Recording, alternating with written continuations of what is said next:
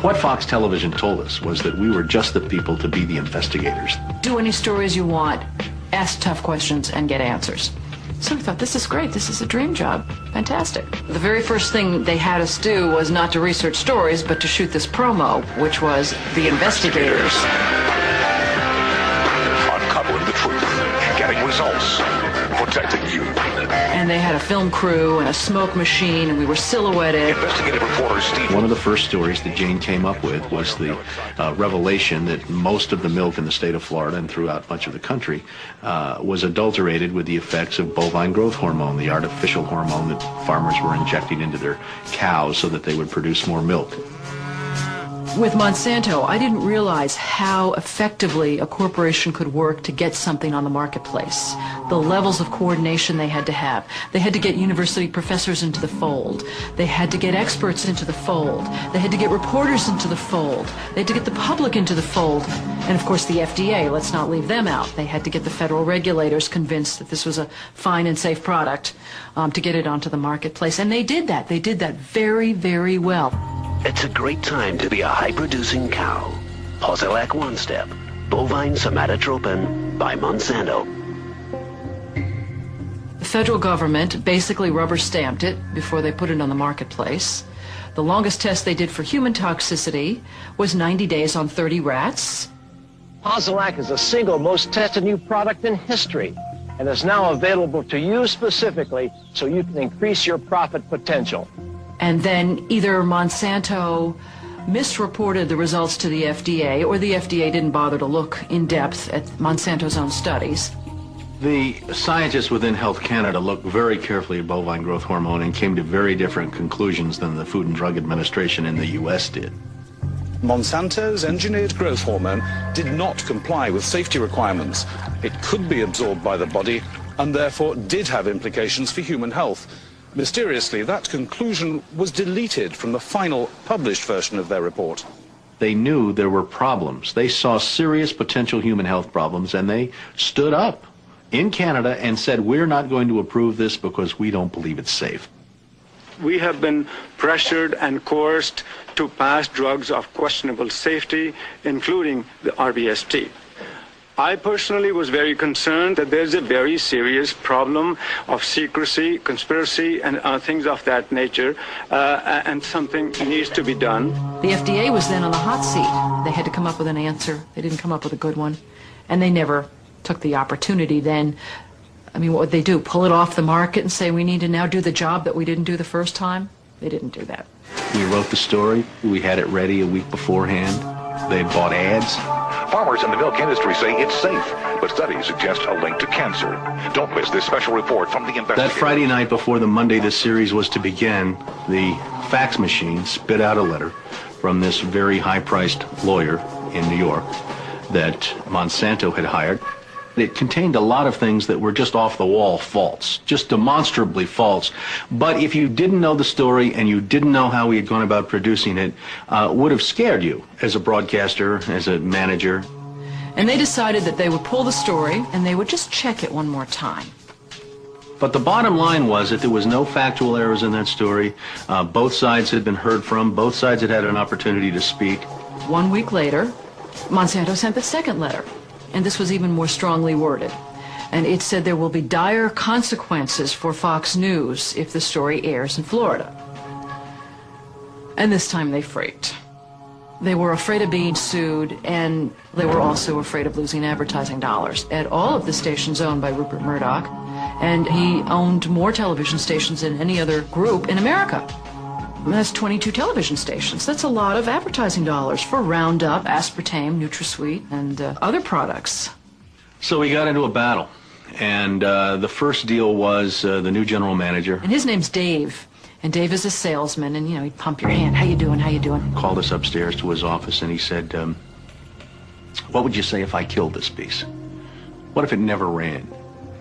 And we said, well, you know, we wouldn't be very happy about that. And he said, well, I could kill it, you know. And we said, yes, of course, you're the manager. You could kill it. It would never air. And he's hemming and he's hawing and he's back and he's forth. And we couldn't figure out, what is this all about? And finally he blurted out, look, would you tell anybody? You know, I said, I'm not going to lie for you. about a week later, calls us back to the office and says, okay, we'd like you to make these changes. In fact, you will make these changes. We said, well, look, let us show you the research that we have that shows that this information you want us to broadcast isn't true. To which he replies, I don't care about that. I said, pardon me? And he said, that's what I have lawyers for. Just write it the way the lawyers want it written. I said, you know, this is news. This is important. This is stuff people need to know. And I'll never forget, he didn't pause a beat, and he said, we just paid $3 billion for these television stations. We'll tell you what the news is. The news is what we say it is. I said, I'm not doing that. And he said, well, he said, if you refuse to present this story the way we think it should be presented, you'll be fired for insubordination. I said, I will go to the Federal Communications Commission and I will report that I was fired from my job by you, the licensee of these public airwaves, because I refused to lie to people on the air.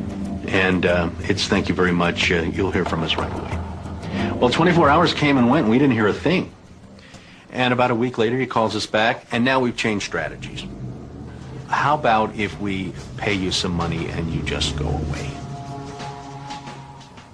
And I said, how much money? Because, you know, when somebody offers to bribe you like that, I always want to know if it might be worth it. He was going to offer us the rest of our year's salary if we agreed not to talk about what Monsanto had done, to not talk about the Fox corporate response in suppressing the story, and to not talk about the story. Not talk about BGH, again, anywhere. Not take the story to another news organization. Zip up.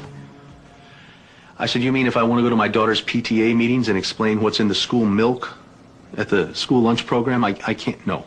You can never speak about this anywhere. And Steve says, okay, write it up. And I'm like, what are you talking about?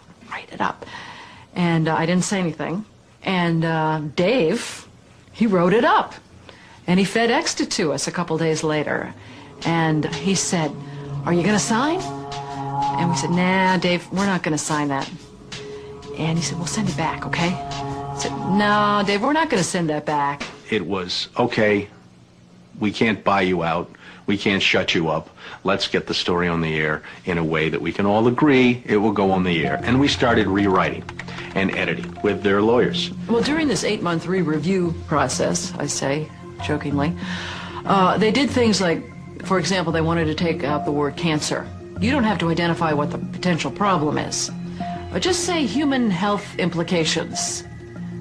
Any criticism of Monsanto or its product, they either removed it or minimized it.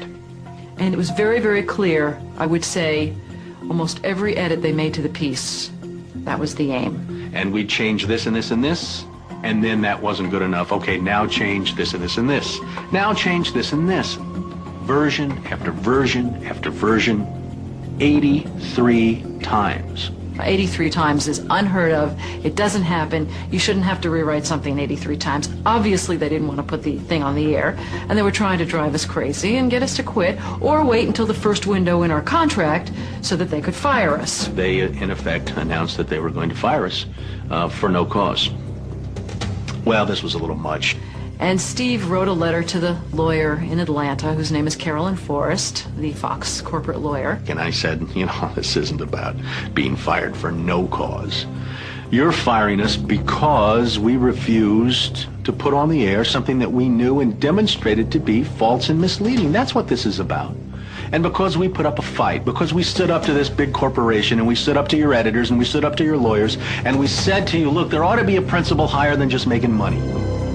And she wrote a letter back and said, you are right. That's exactly what it was. You stood up to us on this story, and that's why we're letting you go. Jane sued Fox under Florida's whistleblower statute, which protects those who try to prevent others from breaking the law. But her appeal court judges found that falsifying news isn't actually against the law. Florida's appellate court has ruled in favor of Fox 13. You may recall that Jane Acree, a former reporter here, sued Fox 13 in a whistleblower lawsuit, claiming she was fired for refusing to distort her report. The appeals court today threw that case out, saying Ms. Acree had no whistleblower claim against the station based on news distortion. Fox 13 Vice President and General Manager Bob Linger says the station has been completely vindicated by the